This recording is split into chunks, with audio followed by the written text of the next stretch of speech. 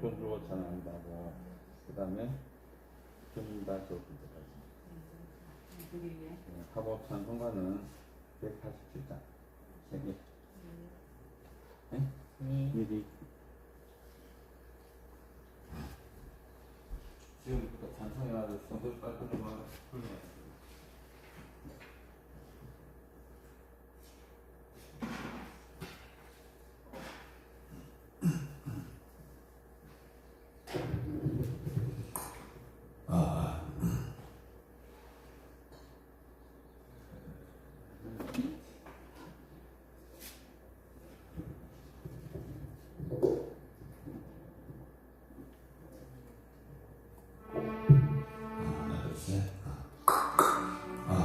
혹시 뒤에 마이크 울립니까? 괜찮습니까? 괜찮아요? 반갑습니다. 우리 시간 또 마음을 좀 돌아서 매일 준비하는 마음으로 찬양했습니다. 기도하겠습니다. 참 좋으신 하나님 아버지, 아름다운 날들을 주시고 이 화창한 봄날에 또 우리가 주의 전에 나와서 우리 하나님께 예배하며 전심으로 주님께 부르짖고 간구하며 이 시간 또 하나님께 은혜를 간구하며 이 시간 올라왔습니다. 이 시간과 함께 해주시고 우리가 드린 예배, 우리가 드린 찬양과 경배를 기쁘게 받아주시옵소서. 우리의 발걸음들이 복되게 하시고 우리의 심령과 생각 모든 것들이 하나님의 온전히 데리고 나갈 수 있는 귀한 미끌맨 장미를 되게 하여 주시옵소서. 감사드리며 우리를 구원하신 예수님 이름으로 기도드립니다. 아멘. 우리 준비성으로 두 손 들고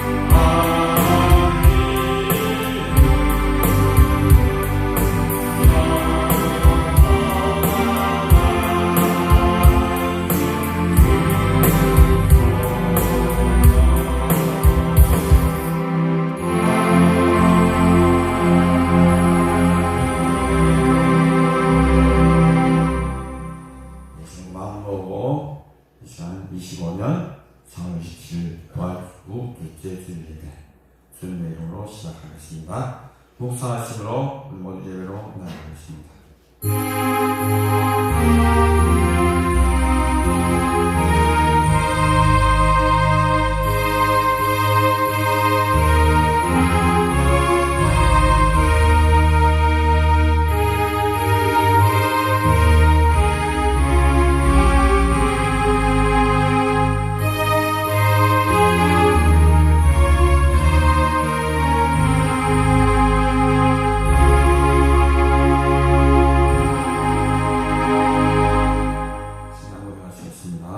전능하사 천지를 만드신 하나님 아버지를 내가 믿사오니 그 외아들 우리 주 예수 그리스도를 믿사오니 이는 성령으로 잉태하사 동정녀 마리아에게 나시고 본디오 빌라도에게 고난을 받으사 십자가에 못 박혀 죽으시고 장사한 지 사흘 만에 죽은 자 가운데서 다시 살아나시며 하늘에 오르사 전능하신 하나님 편에 앉아 계시다가 저리로서 산 자와 죽은 자를 심판하러 오시리라.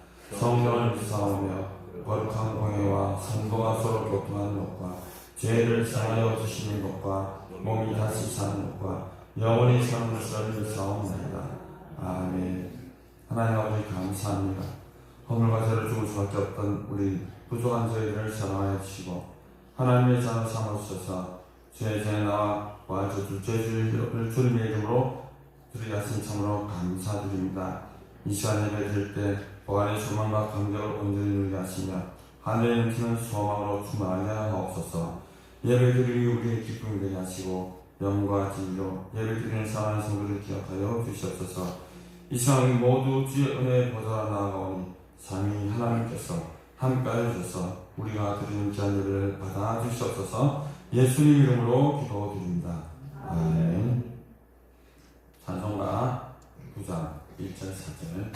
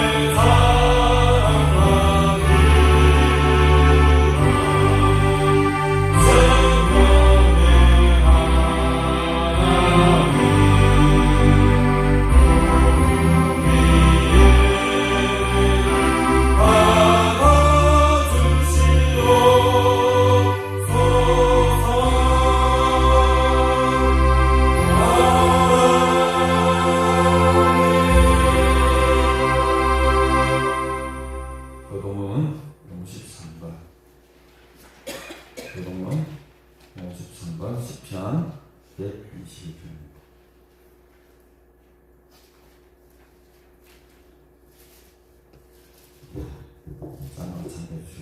좀 대신에 나가도록 하시겠습니다. 내가 산을 향하여 눈을 들리라.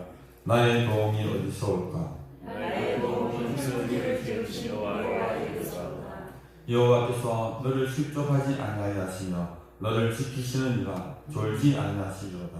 이스라엘을 지키시는 이를 지키시는 여호와는 너를 지키시는 이시라. 여호와께서 내 오른쪽에서 내 그늘이 되시나니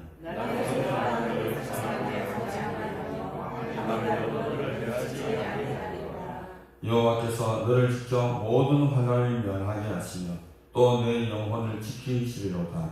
여호와께서 너의 집을 지키시고 너로 영원히 지키시리로다. 아멘. 오늘 해주시는 하나님 말씀 본문 사도행전 5장 17절에서 31절입니다.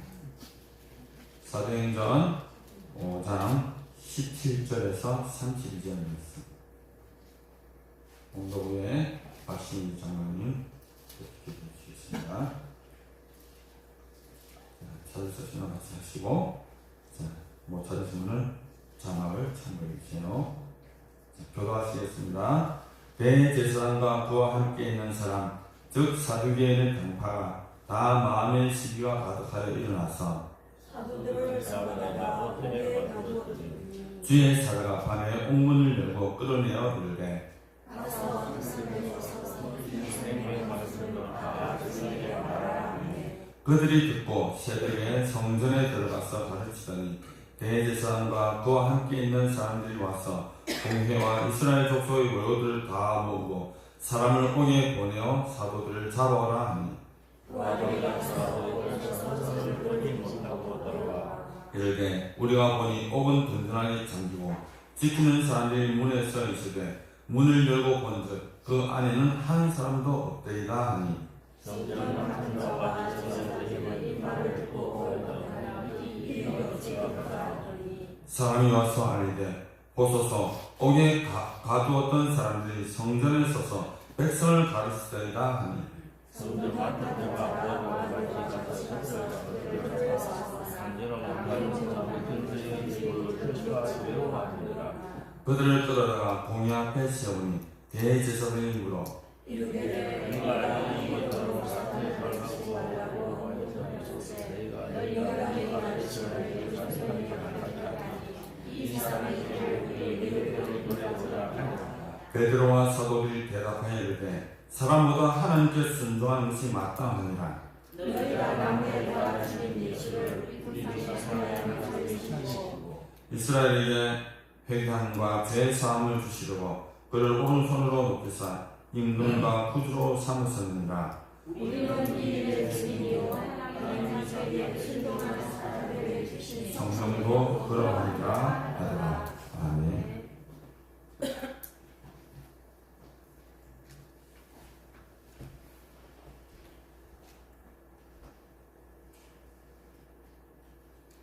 하나님, 지난 주말에도 우리를 지키시고 보호하시며 우리의 기도를 들으시고 응답하여 주심을 감사드립니다. 특별히 이 생명이 피어난 날에 이렇게 아름다운 곳에서 주의 성도들과 같이 주님을 찬양하며 예배하는 시간을 갖게 된 것을 감사드립니다. 불교의 석가도 상한 돼지고기를 먹다가 죽었고 유교의 공자도 아들의 죽음과 친구의 죽음과 제자들의 죽음에 상심하다가 죽고 말았습니다. 그렇지만 예수님께서는 젊은 나이에 온 인류의 죄를 짊어지시고 속죄하기 위해서 십자가에 돌아가셨습니다. 우리가 이 위대한 구원자를 주를 고백하며 믿게 하여 주심을 하나님 아버지 감사를 드립니다. 하나님, 우리 가나안에 그이도 있고 오리도 있습니다. 그것들은 주인들에게 아무 관심이 없고 먹이에만 관심이 있습니다. 이 땅에 많은 사람들이 살지만 이 땅의 주인이신 하나님에게는 관심이 없습니다.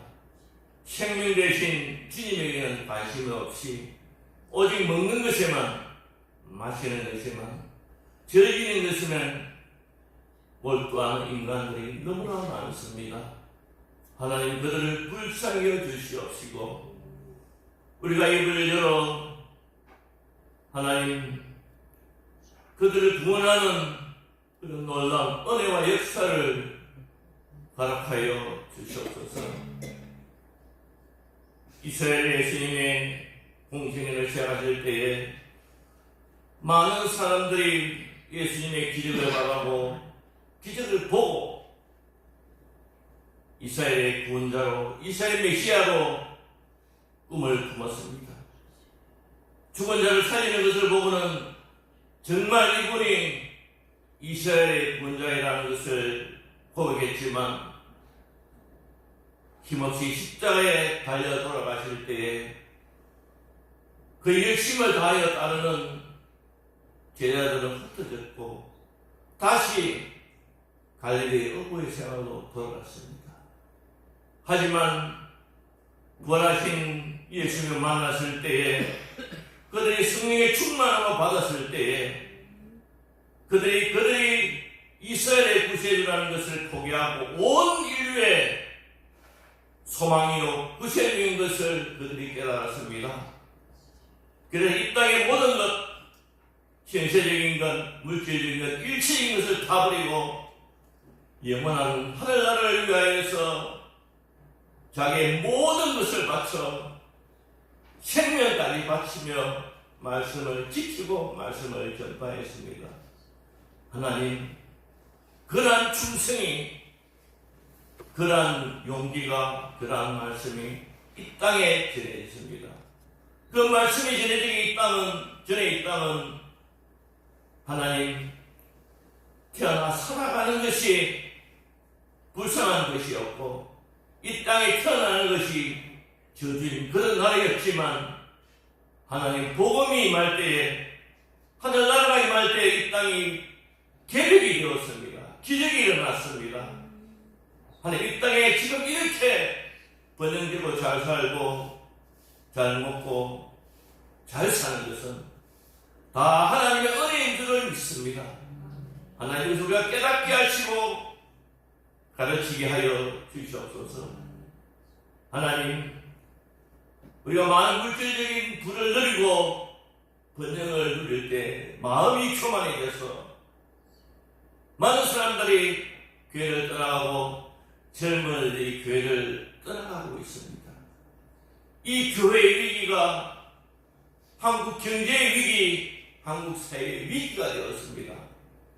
부자들이 한국을 떠나가고 기업들이 한국을 떠나가고 자영업자들이 문을 닫고 청년들이 일자리가 없고 이렇게 무너지는 대한민국을 보면서 하나님 아버지 우리의 교만을 해결케 하여 주시옵시고 우리의 현실적인 기복신앙을 회개케 하여 주시옵시고 물질 수급보다 하나님 말씀 지키는 것을 내 생명보다 귀하게 여기는 신앙의 결단으로 나아가게 하여 주시옵소서. 다시 한번 대한민국의 복음의 부흥을 허락하여 주시옵소서. 그리스도의 계절이 온전히 임하게 하나님 도와주시옵소서. 하나님 우리나라의 구조를 고치는 것, 경제를 회복하는 것, 가족이 회복되는 것, 가정이 회복되는 것, 오직 주의 말씀이 달려 있습니다. 하나님, 오직 주의 은혜를 바라는 한국교회 되게 하여 주시옵시고, 한국교회의 부흥을 이루는 기도의 동산 가나안이 되게 하나님 은혜 베풀어 주시옵소서. 하나님 저희를 가나안에 부르시고 심겨주심을 감사합니다. 하나님 가나안에서 물질로 또 봉사로 충성케 하여 주심을 감사합니다. 올해 한 해 하나님 건강케 하여 주시옵시고 하나님의 주시는 영육간의 풍성한 복을 누리게 하여 주시옵시고 가나안이 이렇게 아름답게 변화된 것처럼 우리의 마음도 아름답게 변화되게 하여 주시옵시고 우리의 말이 고와지게 하여 주시옵시고 우리 행동이 깨끗하고 거룩해 지는 놀라운 영적인 하나님 부흥도 이 시간 허락하여 주시옵소서. 하나님, 이 땅에는 분명히 알곡과 가라지가 있다고 했습니다. 그렇지만 중간에 심판하지 않으시고 끝까지 참으시고 최후의 심판을 하십니다. 그때 모든 악한 자도 살아나고 선한 자도 살아나지만 안에 들어있는 우리들에게는 축복의 부활로 우리에게 임할 줄을 믿습니다. 우리가 주님을 만날 때에 아기 예수님 탄생했을 때에 동방의 박사들이 유황과 벌레과 향유를 드린 것처럼 우리 주님 앞에 선물을 준비하는 저들 되게 하여 주시옵소서. 충성을 준비케 하시고 겸손을 준비케 하시고 나의 나눔과 베품을 주님께 준비하는 복된 성도들 다 되게 하여 주시옵소서. 하나님, 특별히 오늘 또 김 목사님 통해서 말씀 듣게 하시니 감사합니다. 이 말씀을 통해서 하나님의 주시는 축복의 말씀이 온전히 임하게 하여 주시옵시고 2000년 전에 이 세상을 심판하시고 축복하시고 벌하시고자 하는 모든 예언의 말씀들이 이제 모두 이루어져 가고 있는 이때에 하나님께서 주시는 말씀을 듣고 행하고 지킴으로써 여기 모인 모든 성도들이 복을 받는 이 시간으로 인도하여 주시옵소서. 모든 말씀을 예수님의 귀하신 이름으로 기도 올려옵나이다. 아멘.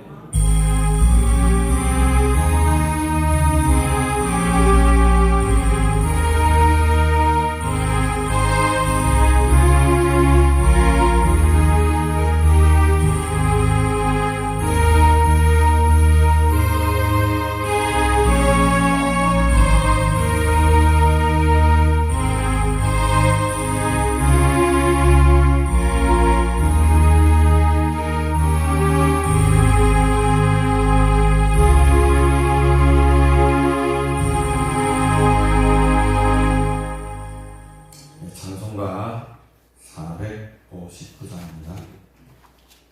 주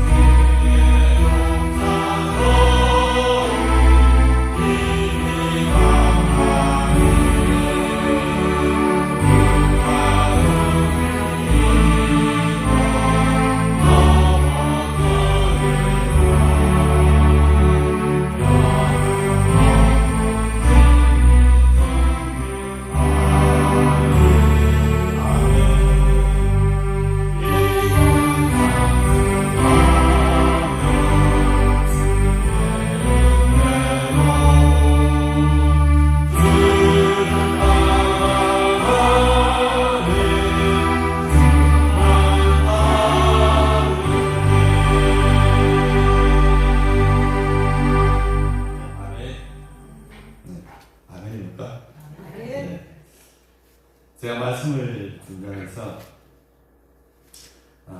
부활에 대한 의미를 생각하다가 사실은 이 본문을 제가 생각했고요. 또 과연 부활 후에 제자들이 과연 예수 그리스도의 부활로 어떤 자극을 받고 어떻게 했는지 그에 대한 관심 전에도 있었지만 더욱더 크게 가졌더랬습니다. 그래서 여러 자료도 보고 이렇게 하다가 이 본문의 말씀을 제가 채택하게 되었습니다. 여러분, 오늘 어쩌면 이 본문의 말씀이 우리가 흔히 말하는 초대교회, 또 우리가 초심으로 돌아가자, 우리가 첫 사랑을 회복하자 라고 했을 때 아마 이 오늘의 본문 말씀이 가장 적절한 말씀이 아닌가 그렇게 생각하게 되어서 결론적인 부분에 대해서 이렇게 말씀을 채택하게 되었습니다.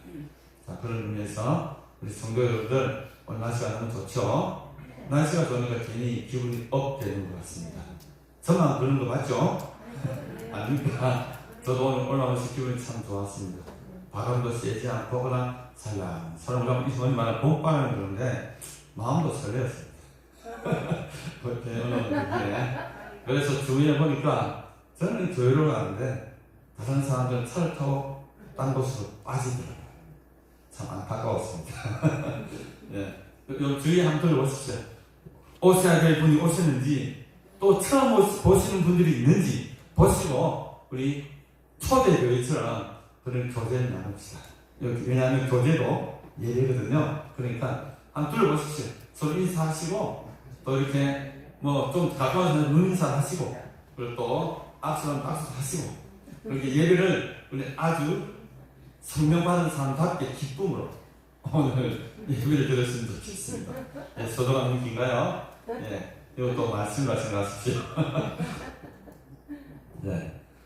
그렇게 생각하다 보니까 제가 오늘 본문을 보면서 쭉 이제 들어가기 전에 도대체 오늘 이 같은 일이 도대체 왜 일어났는지, 왜 이 시대에 하나님께서 이들을 이렇게 사용하셨는지, 그리고 성령 받은 사람, 또 제자라고 하는 사람들, 또 사도라고 부르는 사람들이 왜 이렇게 목숨을 아끼지 않고 주의 말씀을 전하는데 희망이 되어 있는가? 우리 한번 돌아보고 한번 생각해 봐야 합니다.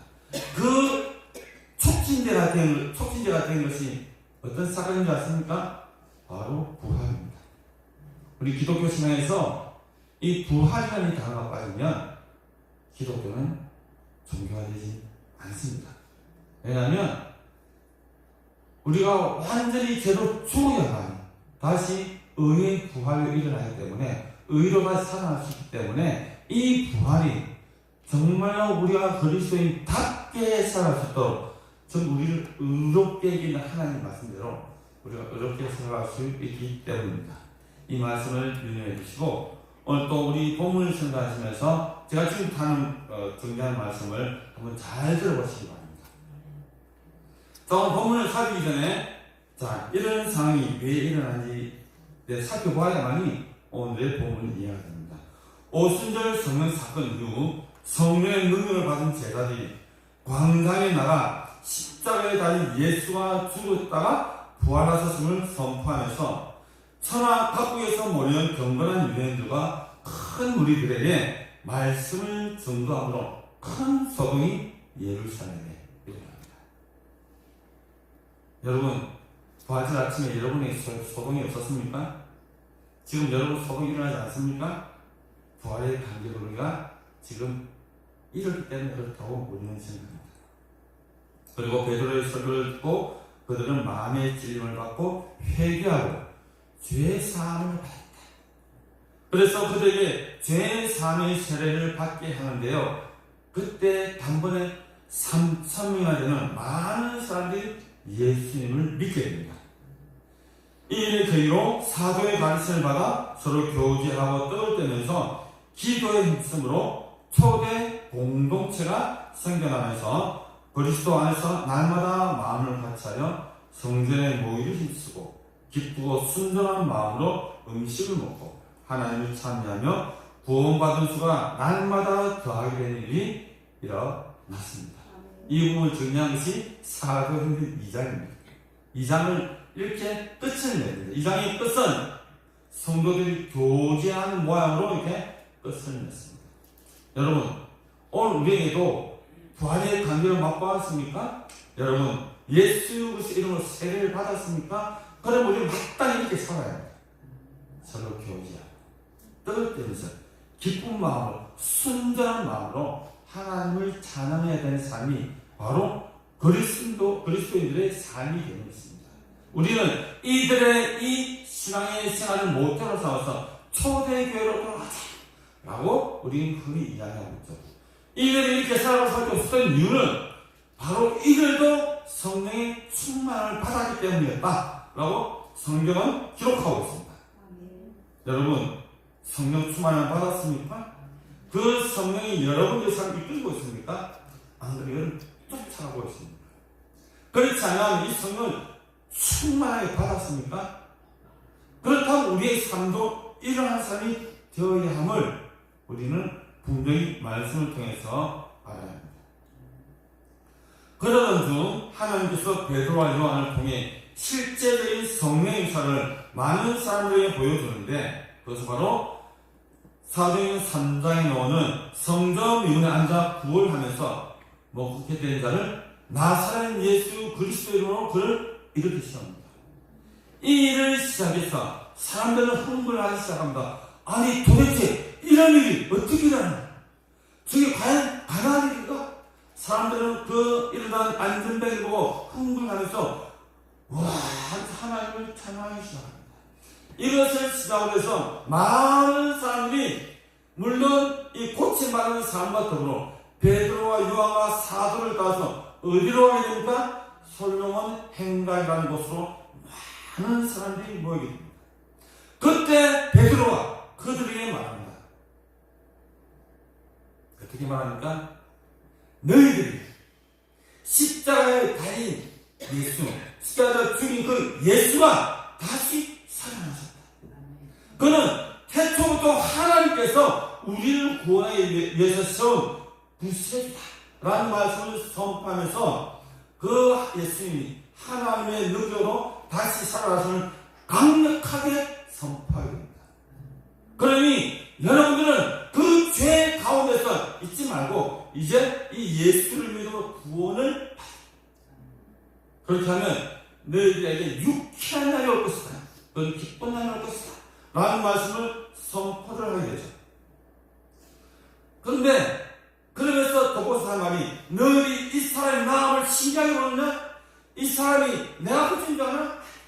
이 사람 바로 나사렛 예수 그리스도의 이름으로 일으키고 고쳤다 라고 사람을 선포하면서 그들에게 강력하게 하늘나라의 복음을 증거해야 됩니다. 예수 그리스도의 부활과 예수 그리스도의 그 능력을 그들에게 강력하게 선포하면서 많은 사람들이 여기서도 구원을 받는데 몇 명이 세례를 받죠? 여기서 5,000명이나 되는 사람이 새롭게 예수 그리스도를 믿기로 작정하면서 그렇게 세례를 받게 되죠. 그러면서 이들이 증거하는 복을 막기 위해서 많은 반대 시도가 있었지만 베드로는 4장 19절 20절에 이렇게 말합니다. 하나님 앞에서 너희의 말을 듣는 것이 하나님의 말씀을 듣는 것보다 옳은가 판단해. 우리는 보고 들은 것을 말하지 아니할 수 없다 라고 선포합니다. 누구를 향해서? 대제사장과 그리고 사기관, 관원들에게 그렇게 많은 그들에게 이렇게 선포를 합니다. 여러분, 혹시 여러분들도 늘 말씀을 접하고 말씀을 들으면서 여러분들 어떤 마음이 듭니까? 오늘 베드로와 같이, 사도와 같이 이런 마음이 듭니까? 내가 너희들 말보다 난 누구의 말을 듣겠다고요? 하나님의 말을 듣겠다고. 그것이 나에게는 옳음입니다. 그러나 그렇게 하지 못하면 너희는 바로 그 모든 판결을 옳은 것이냐? 라고 반문을 하는 것이죠. 그래서 그는 강력하게 이렇게 해야 됩니다. 우리는 보고 듣고 들은 것을 말하지 아니할 수 없다. 이건 우리는 당연히 말해야 사는 사람들이다 라고 이렇게 정글을 하게 되죠. 여기까지가 사도행전 4장의 내용입니다. 그리고 사도행전 5장에서는 도저히 일어나서는 안 되는 사단 열사와 곧 성령을 모독하는 사건이 발생합니다. 어떤 사건이죠? 아나니아와 삽비라라는 그 부부가 거짓으로 하나님의 성령이 강력하게 역사한 그 와중에도 이들은 다른 마음을 품고 거짓과 힘으로 하나님의 교회를 무너뜨리려는 시도가 생깁니다. 누구의 시도죠? 사단의 시도가 이렇게 드러나게 되었습니다. 그래서 사도 바울은 로마서 6장에 은혜라는 것은 죄가 있다라고 이야기하죠. 여러분들 내가 강력하게 주의 은혜를 받았습니까? 성령 받았습니까? 반드시 온 이라는 일을 우리는 항상 염두에 두어야 됩니다. 은혜 받은 사람. 이 흔히 우리가 지금 이 교회, 우리나라 교회 특히 많이 일어나는 상황입니다. 교회에서 그렇게 더럽히기도 하고, 그렇게 용서하고, 그렇게 병나길 서로 구하면서 기도회 끝나고 나가면서 하는 말 뭐라는 거 아십니까? 같이 기도하는 어떤 권사, 어떤 목사가 아니 올리기 싫어. 몇시 병 낫기를 위해서 기도했는데 나가면서 저병 낫겠나? 그렇게 말하는 우리의 흔한 일상들이 우리를 참 슬프게 만드는 그런 우리 시대에 살고 있습니다. 여러분 어떻습니까? 이런 부류에 속합니까? 기도했으면 믿음으로 그 기도 응답 받고 가서 기쁨으로 주님을 사는 것이 우리의 일상이 되어야 되지 않겠습니까? 바로 이런 왜 일어났습니까? 그 부분은 내가 이 땅을 바치기만 하면 하나님 기뻐하시고 사람들 나를 뭐라 할까? 야 대단해라고 하지 않을까? 라는 그런 명예입니다. 인정도 이것이 그들의 마음속에 교만으로 일어났던 것이죠. 그래서 베드로는 여기에 대해서 강력하게 징계를 합니다. 여기서 베드로가 한 것이 아니라 하나님께서 징계를 내리죠. 그럼 그 자리에서 죽게 됩니다. 돌아서 그 부인의 삽비라도 그 말고도 죽게 됩니다. 그래서 성령을 모독한 데는 어떻다고요? 용서할 수 없다라는 강력한 메시지가 바로 이 아나니아와 삽비라를 통해서 많은 성도들에게 이렇게 전달되는 것입니다.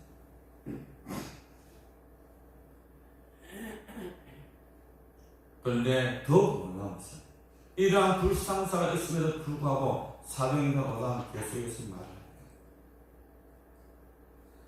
그래서 그럼에도 불구하고 사도행전 5장 여기 제가 볼게요. 15절 16절 보면 이러한 일이 있은 뒤에 믿고 나온 자가 더 많았다라는 것을 보면 이런 죄가 있음에도 불구하고 이 일 후에 온 교회가 이 일을 듣는 사람이 다 크게 두려워했지만 사도의 손을 통하여 위기가 표적과 기사가 많이 일어나며 믿는 사람이 다 마음을 같이하여 솔로몬 행가에 모이고 그 나머지는 감히 그들과 상종하는 사람도 없으나 백성이 칭송하더라라고 해요. 누구를? 사도들. 그래서 15절 16절에 보면 이제 놀라운 역사들이 나타납니다. 15절 16절 다 같이 읽어볼까요? 시작. 심지어 병든 사람을 메고 거리에 나가 침대와 요위에 누이고 베드로가 지나갈 때 혹 그의 그림자라도 누구에게 뱉을까 하라고 예루살렘 부근에 수많은 사람도 모여 병든 사람과 더러운 기내에 괴로움을 받는 사람을 데리고 와서 다 나음을 얻으라. 비록 이런 불미스러운 사건이 있었지만 이 사건으로서 새롭게 성도들이 각성하고 그 각성한 그 다음에 바로 이러한 기적에서 더 크게 나타났더라 라고 사도행전 5장 상반부는 그렇게 기록하고 있습니다. 오늘 본문은 바로 그 연장선상에서 오늘 우리들에게 말씀을 하고 있습니다.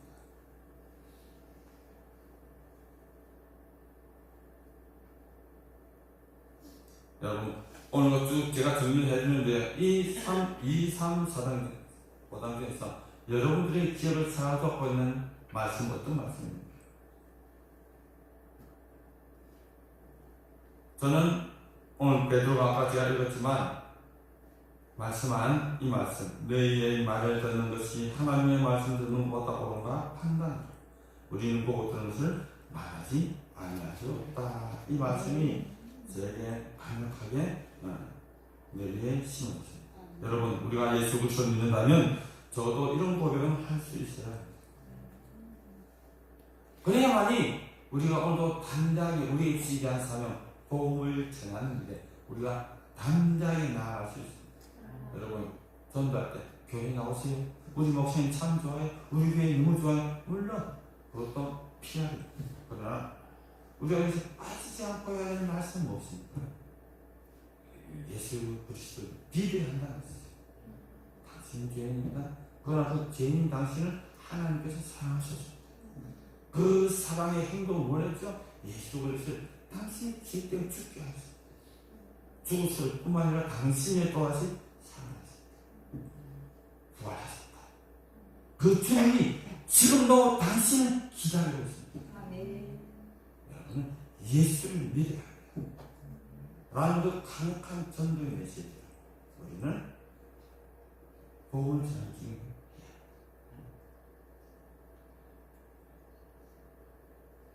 저도 전도를 참 많이 다녔습니다. 요즘은 조금 수험 상태지만 한때 전도를 다닐 때 저는 소금도 탁 끓이는 것도 받아봤고요. 기분 좋더라고 시원하더라고요. 그리고 직접 물 세례는 안 받았어요. 난 이미 세례를 받았습니다.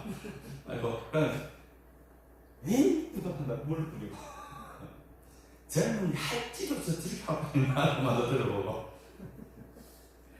현장에 나가보십시오. 실감 납니다.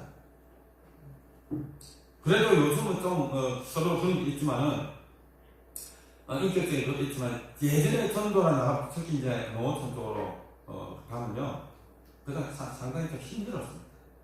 그래서 다른 도구를 가지고 전도를 다녔죠. 그러나 맹파가 생판으로 전도하는 것이 쉽지는 않아요. 그럼에도 불구하고 저는 참 재미있더라고요. 재미로 하면 안 되는데 왜냐면 그 증거가 뭐냐면 갔다 와서 기분이 나쁘지 않더라고요. 뭔가 마음이 막 차고 뭔가 어떤 삶을 주시면 감당했다라는 그런 뿌듯함 그런 것들 참 많이 느꼈거든요. 그리고 힘을 고 그랬어요. 실제로 또 나가서 많은 여사도 일어납니다. 여러분, 근데 우리가 오늘 말씀을 보게 되겠지만은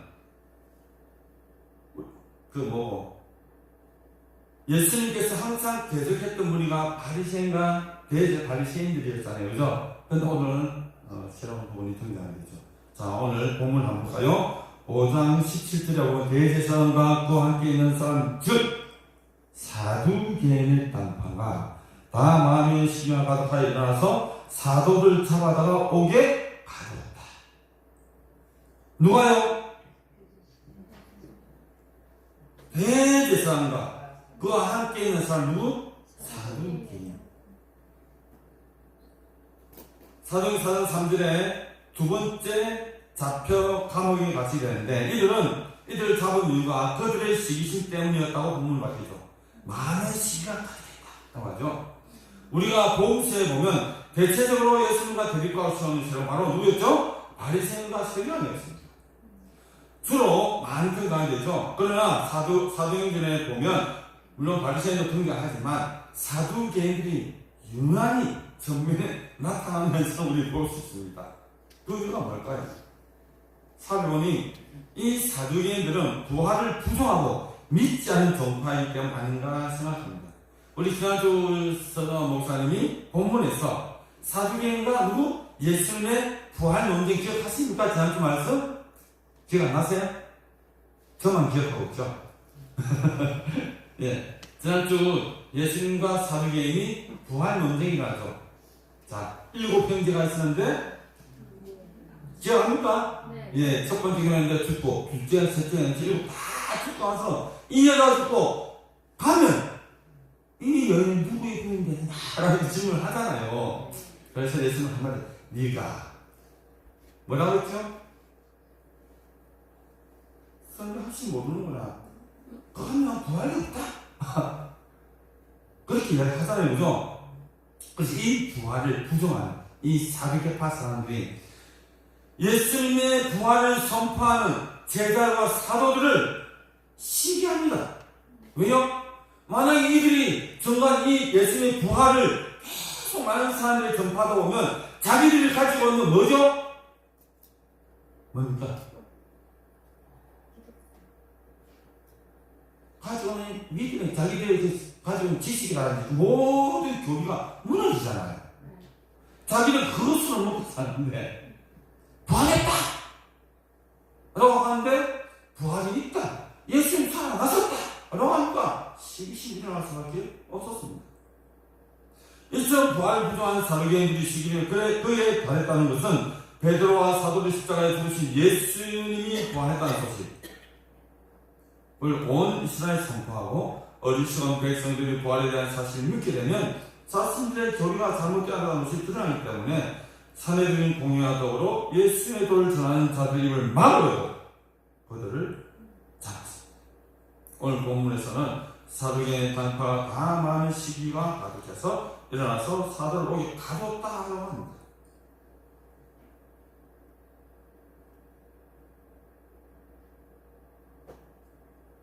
여기서 사람이 가지고 있는 이 사생이 얼마나 무서운지 알 수 있습니다. 지금 우리나라도 지금 그렇게 딱 나눠졌죠, 그죠? 니 팔렸다. 내 오른손, 니 왼손, 이렇게. 그죠? 아니, 나 왼손, 나 오른손, 니 먼저. 손도 없는데. 중간입니까? 그죠? 그런 사상을 가지고 있는 것이 사람들의 생각과 신앙까지도 어떻게 자유하게 됩니다. 여러분, 하지만 예수님 이 땅에 우리를 화나게 하고 화평하게 하고 이 땅에 오셨다라고 하는 말씀을 그런 중에 우리는 기억하시기 바랍니다.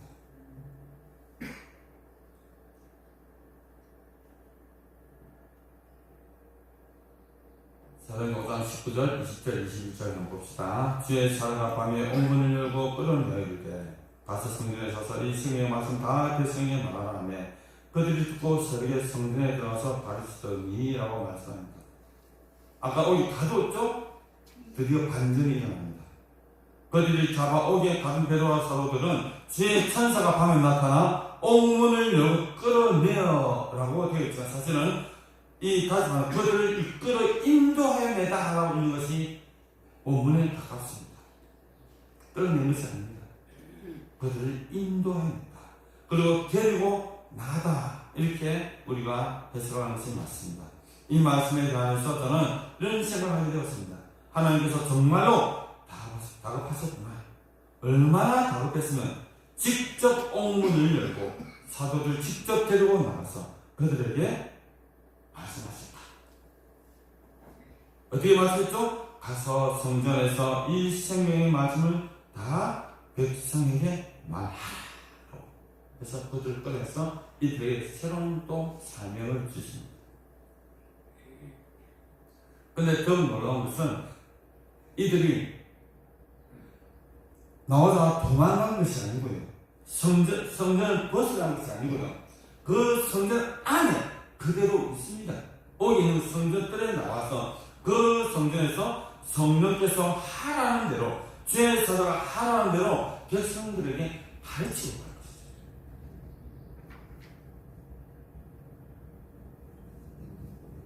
무엇을 가르칠 수 있겠습니까? 이번에 생명의 말씀을 가르칩니다. 여기서 말하는 생명의 말씀은 바로 예수 그리스도의 부활의 말. 왜냐하면 요것 때문에 잡혔잖아요. 요것 때문에 잡아간 이유가 이것을 증거하지 말고 잡아갔다 아닙니까? 그래서 예수 그리스도의 부활에 대해서 그들을 가르치고 말씀 증거하고 싶어하는 것이죠. 어디에서요? 제 사자가 원하는 대로 성경에서 새벽부터 계속해서 말씀을 전하고 있습니다. 이 사실을 모르는 대제사장과 그와 함께 있는 사람들이 와서, 자 21절입니다. 공명 이스라엘 족속의 원로들 다 모으고 사람을 거기 보내어 사도를 잡으라니 부하들이 가서 거기서 사도를 보지 못하고 돌아와 이럴 때 우리가 보니 옥은 든든하게 잠기고 지키는 사람들이 문에 서 있으되 문을 열고 본즉 그 안에는 한 사람도 없더이다 하니 성경 맡은 자와 대제사장들이 이 말을 듣고 의논하여 이 일이 어찌 될까 하더니 사람이 와서 아니되 오소서. 옥에 가두었던 사람들이 성전에 있어서 백성을 가졌을 때이다 하니 성전 맡은 자와 부하들과 같이 가서 그들을 잡아왔으나 강제로 못하면 백성들이 도로 칠까 두려워하였다 라고 오늘 본문을 말하고 있습니다. 웃기죠? 이 사람들은 이 성전에 나와 있는 베드로와 그 사도를 모르고 이제 공회에서 이들을 이제 심판한 뒤 재판하려고 불러오라고 했는데 가니까 옥이 없어요. 그래서 난리가 났죠. 도대체 어디 갔는가? 아무 차도 없어요. 그러다가 뒤져보니까 이들이 어디 있다고요? 성전에서 어떻게 하고 있습니까? 백성들을 가르치고 있다는 거죠. 감독하죠. 타로 계시면서 그 자리를 벗어나지 않고 그 옆에서 말씀을 증거하고 있으니 얼마나 대단하겠습니까? 이들은 이 사도와 베드로는 자기들이 안 잡힐 줄 알았겠습니까? 당연히 잡힐 줄 알았겠죠. 왜? 그 테두리를 내니까. 그래서 그들을 다시 잡히겠죠. 그 내용이 27, 28절이죠. 그들을 끌어다 공의 앞에 세우니 대제사장으로 이르되 우리가 이 이름으로 사람을 가르치지 말라고 언급하시되 너희가 너희 가르침을 예루살렘에 가득하게 하니 이 사람의 피를 우리에게도 돌리고자 합니다. 결국 이들이 사도들과 베드로를 잡은 이유가 28절에 나왔잖아요. 28절에 내가 너희도 분명하게 이 사람을 가르치지 말라고 했잖아. 그런데 너희 우리의 말 듣지 않냐고 어떻게 했다고요? 너희 가르침을 예루살렘에 어떻게 가득하게. 그리고 그것도 부족해서 이 사람의 피를 누구에게로? 우리에게로 돌고. 사람들이 우리를 뭐라 하겠노? 라고 이거겠죠.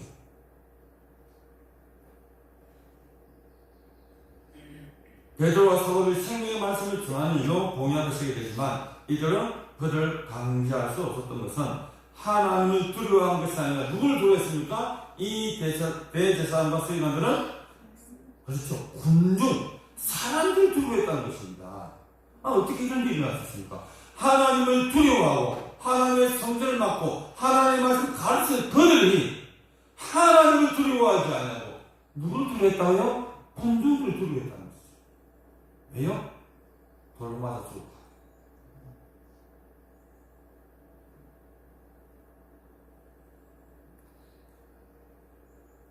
그때 베드로와 이 사도들은 그리 굴하지 않냐고 계속해서 예수 그리스도의 귀한 부활과 그 말씀을 그들에게 전달을 합니다. 그런데 실제로 이들이 이런 말을 했던 이유가 있어요. 자기 뭡니까? 죄책감에 빠졌다고 했죠. 실제로 이들은 대제사장과 간원과 유대인들은 예수님을 빌라도 예수님을 이렇게 놓아주러 갈 때 어떻게 했죠? 놓아주지 마라. 그 죄가 우리가 받을게 라고 하잖아요. 어디 있죠? 마태복음 20장 25절에 이렇게 말씀하죠. 백성이 이르되 그 피를 우리와 우리 자손에게 돌리자. 예수님의 피를 우리에게 돌리라는 것이죠. 실제로 이런 이야기를 했습니다. 왜요? 예수님이 다시 살아날 걸 꿈에도 생각하지 못했기 때문입니다. 막상 그 피를 돌리라고 했는데 막상 예수님이 살아나니까 두려웠던 거죠. 이것을 백성들이 알까봐 두려웠던 것이죠. 그래서 이들은 복음을 전하는, 부활을 전하는 그 제자들과 베드로를 옥에 가두고 두려웠습니다. 29절에 베드로와 사도들이 대답하여 이르되 사람보다 하나님께 순종하는 것이 마땅하다라고 이때 이렇게 이야기합니다. 너희는 사람을 두려워하느냐? 세상을 두려워하느냐? 하나님께 순종하는 것이 마땅하다라고 이야기합니다.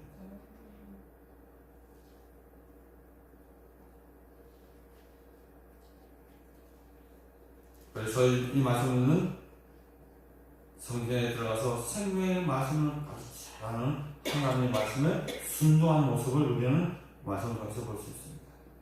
30절, 31절, 32절에 보면 너희가 나무에 달아 죽인 예수를 우리 조상의 하나님을 찾으시고 이스라엘의 회개함과 주의 사함을 주시려고 그를 오른손으로 높이사 임금과 구주로 삼으셨느니라. 우리는 이 일의 증인이요 하나님이 자기에게 순종하는 사람들에게 주신 성령도 그러느니라 하더라 라고 오늘 본문을 마치죠. 그럼에도 불구하고 28절 우리가 이름으로 사람을 가르치지 말라고 했다라고 하는 그 말씀이 오늘 29절에 또 생생하게 우리는 기억이 됩니다. 자, 결국 베드로가 제자와 사도들이 이 일을 목숨으로 할 수 있었던 이유는 뭐냐? 바로 30, 31의 말씀의 핵심을 이루고 있죠. 우리는 이 모든 일에 무엇이라고 했죠? 정리다. 왜냐하면 우리가 보았잖아요. 들었잖아요. 그리고 그 현장에 있었잖아요. 그러니까 이것을 우리가 증거하지 않을 수 없다는 겁니다. 그것을 증거하는 것이 하나님께 순종하는 길이다 라고 그렇게 말씀하고 있잖아요. 우리 성도도 주의 복음을 듣지 않았습니까? 오늘도 끝없이 수많게 쏟아지는 하나님의 말씀 우리는 수없이 듣지 않았습니다. 그런데 여러분들 그 들은 말씀대로 우리 살아가고 있는 것입니까? 여러분은 바로 그 말씀을 들은 그리고 그 체험한 증인들이 아닙니까?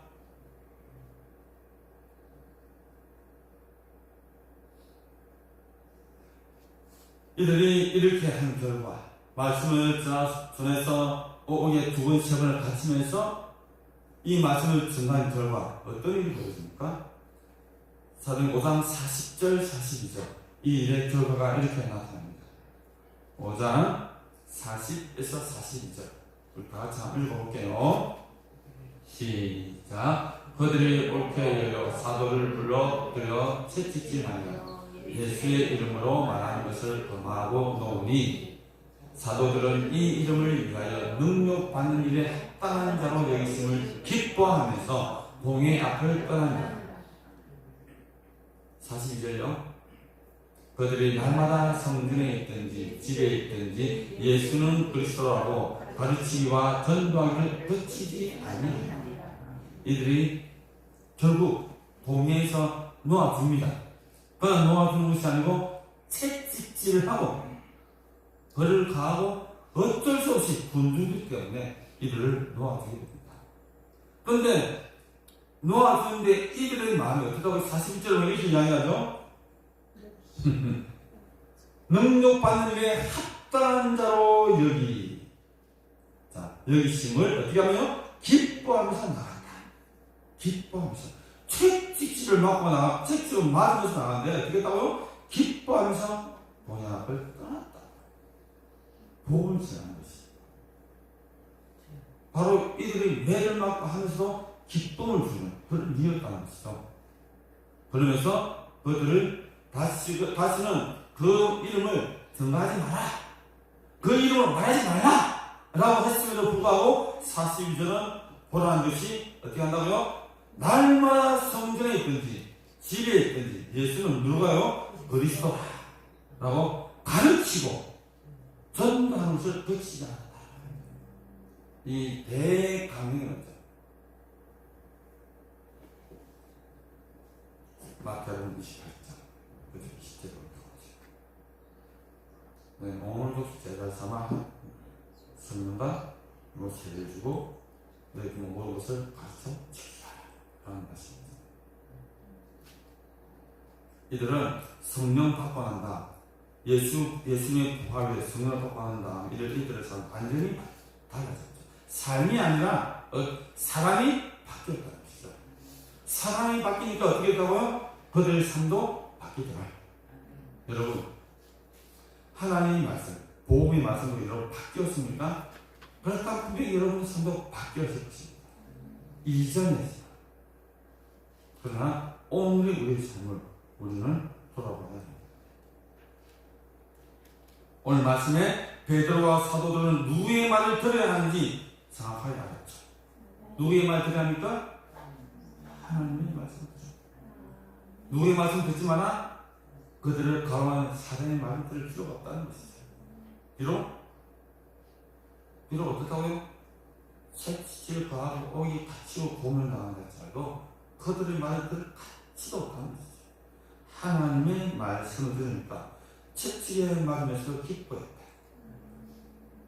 그리고 그들의 감시를 받으면서 어디서든지 전도하고 가르치다 라는 것이 오늘 이들이 성령을 받고 제 말씀을 받은 자로서의 삶의 변화가 모습이었습니다. 그렇다면 우리가 사는 이 세대, 지금 우리가 살아가는 이 세대에서 만약에 이러한 상황이 생길 수는 없겠지만 이러한 상황이 생긴다면 우리도 누구의 말 들어야 되죠? 하나님의 말씀을 들어야 됩니다. 오늘 교회, 성령이 교회에 하신 말씀 우리는 분명하게 들어야 됩니다. 이 세대에 말하는 언론과 인문학적 가져 말하는 소위 종교주의자들, 지식인들이 종교가 어떠니, 예수가 어떠니, 전부 이런 실컷 같을 필요가 없다는 것이죠. 그건 오늘 그것을 듣고 와 하는 사람, 와 지식인이 이게 어떤 일을 잘하면 와 대단해. 그게 현혹될 필요가 없다는 것입니다. 그러면 우리는 그렇게까지 살아갈 수 없죠. 그러나 우리가 하나님의 말씀, 하나님께서 우리 그 귀한 능력을 받은 우리들은 바로 하나님의 말씀을 들을 때에 오늘 사도처럼 베드로처럼 그러한 삶을 살아갈 수 있음을 우리는 기억해야 합니다. 오늘 여러분들 성령의 귀를 기울임으로 그 말씀 쫓아남으로 하나님께서 우리에게 주신 귀한 사명들, 귀한 일들을 온전히 감당하며 승리하는 믿음의 삶을 살기를 간절히 축원합니다. 찬송가 497장입니다.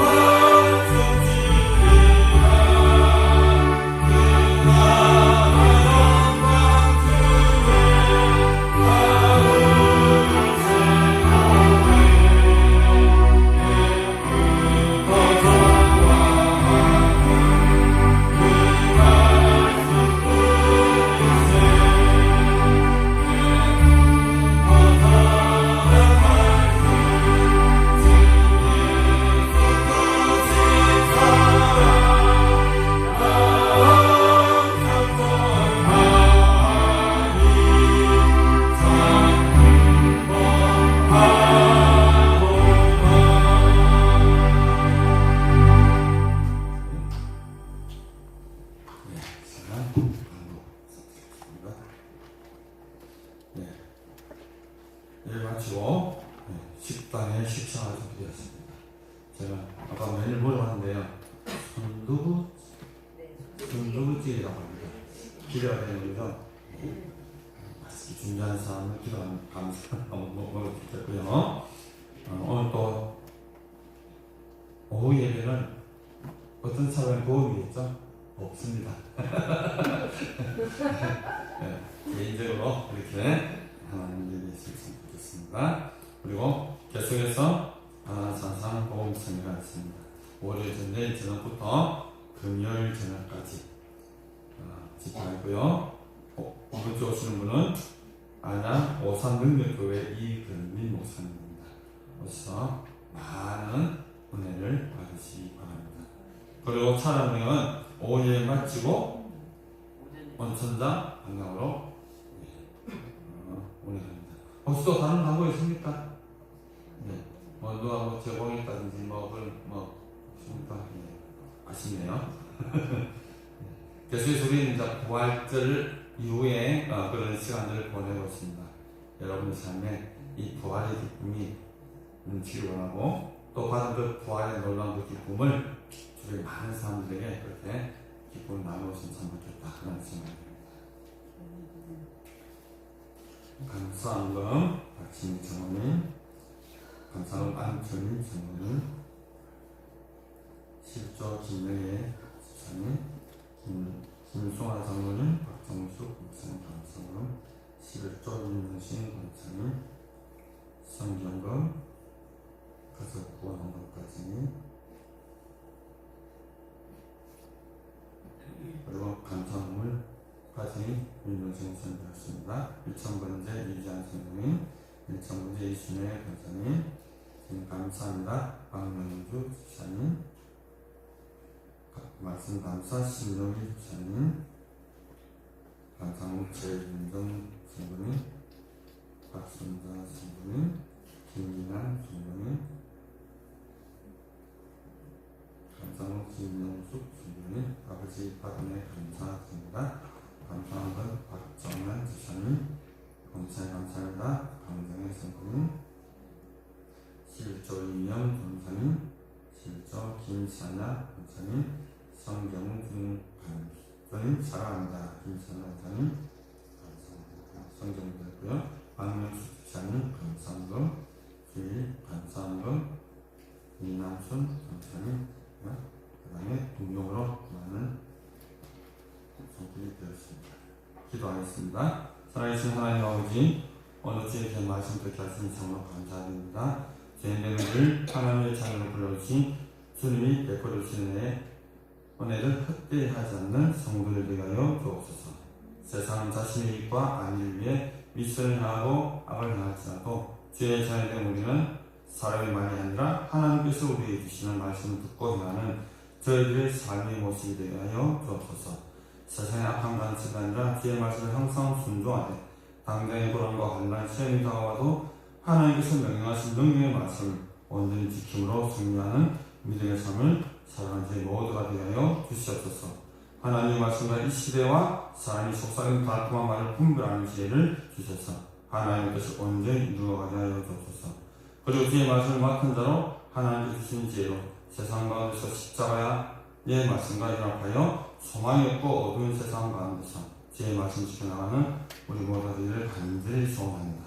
이 시간 우리에게 주신 지혜의 놀라운 복과 은혜를 풍성케 하시며 감사하며 정성 준비한 예물을 드려오니 주께서 기쁘게 받아주시고 모든 기도의 제목과 감사함이 응답되는 귀한 시간 되어 주시옵소서. 감사드리며 우리를 원하신 예수님 이름으로 축복하며 감사기도 드립니다. 아멘. 같이 결단송 다섯 제자였습니다.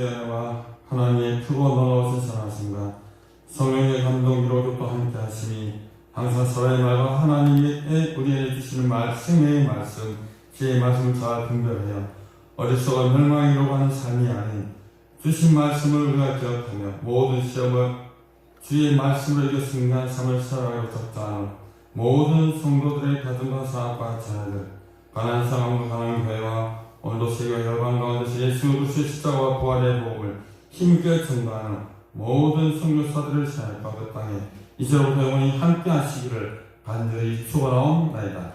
아멘.